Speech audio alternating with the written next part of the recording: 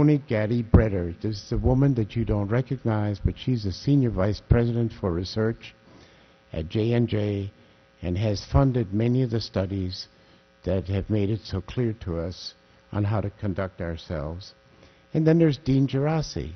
He was on the first member of the board of the SRC, and he taught us how industry works, how industry thinks.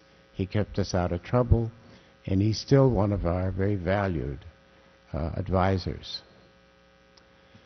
You don't think much about the presidency of this organization because you think it's a great honor, but let me tell you, it's a tremendously difficult job.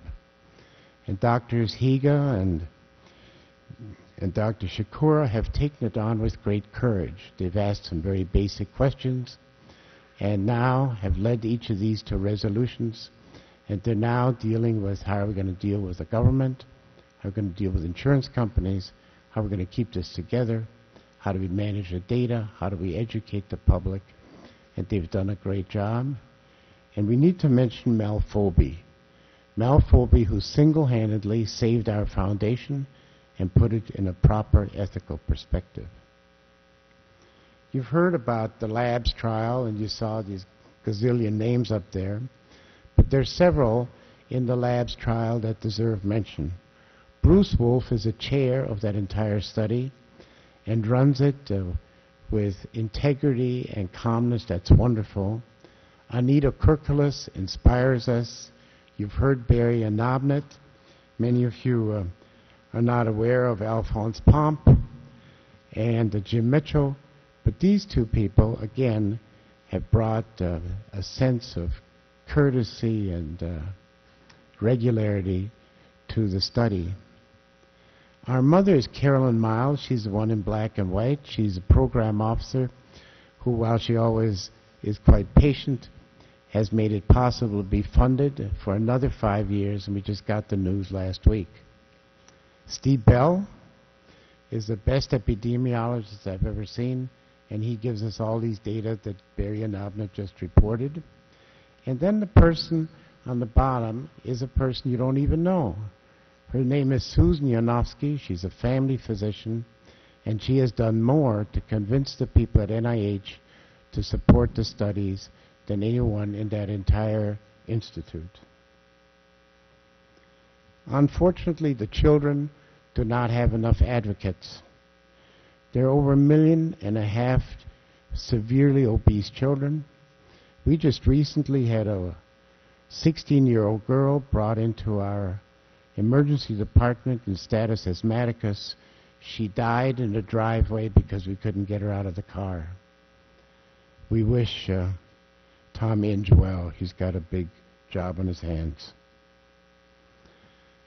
You know who really helps us at 4 in the morning? It's the nurses who really helps us with the malnutrition problems, our dietitians.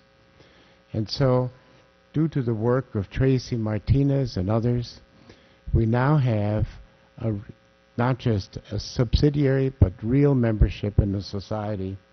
And the leaders are, of course, Bobby Lou Price and the current president, Bill Garash, and we're deeply grateful to them as well. And then there are the guys, the little troublesome guys, who ask the really serious and important questions.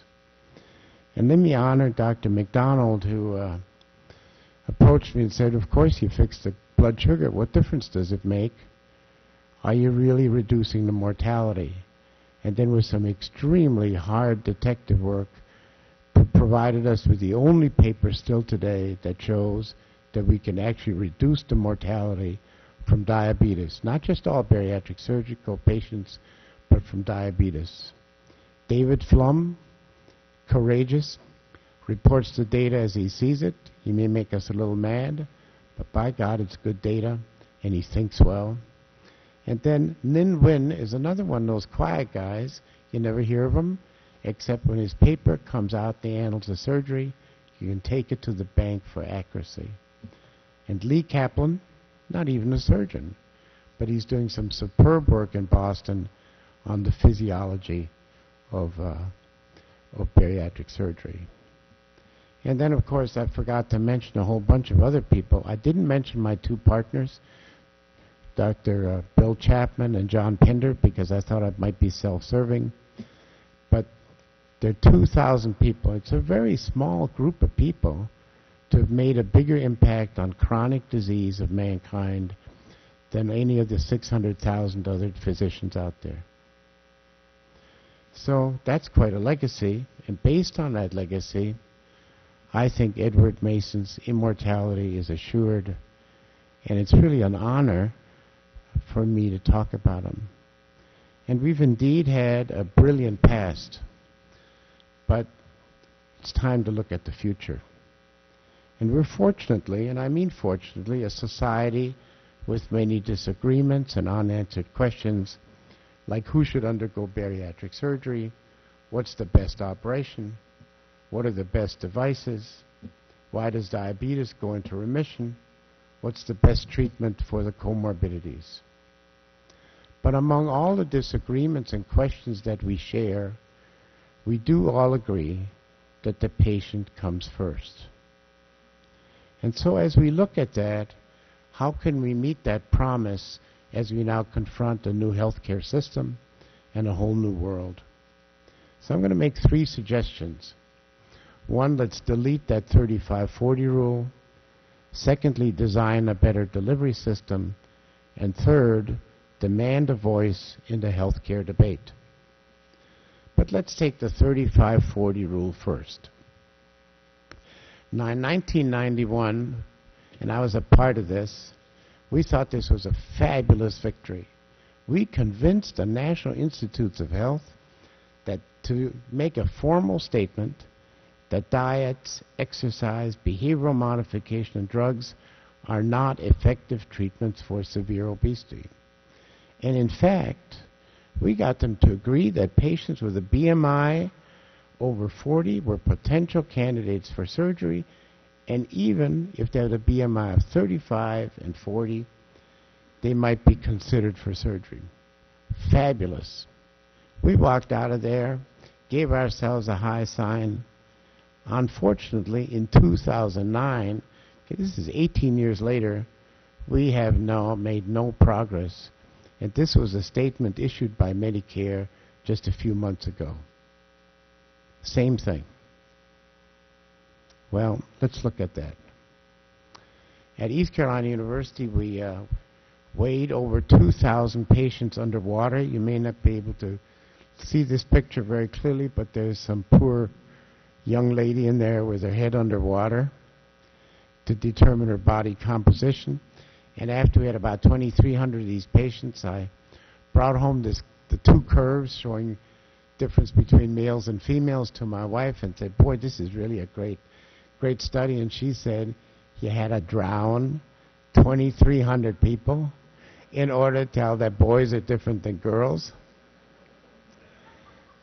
Well, if you really look at these data, and I'm not sure I can, here we go with a pointer, good. Notice that the very same BMI of 35, that the fat composition of females is 45% compared to males at 35%. And this is even more true when you compare fat mass to fat-free mass. Look at the separation between males and females. And so the first is that the BMI discriminates by gender. But let me give you a quick case report. Here's a patient who's 5 feet 8 inches tall, weighs 308 pounds, has a BMI of 47, and every single insurance company in this country would probably say, yeah, I guess you ought to do this. Fits with the NIH scales. The problem was he wouldn't let us catch him. This is the fastest running back at East Carolina University, okay? So the BMI also discriminates against fitness. It also discriminates against age. Again, I'm not sure you can see this well, but you'll notice the older individual has much more visceral fat than the younger person at exactly the same BMI. In other words, the BMI also discriminates against age.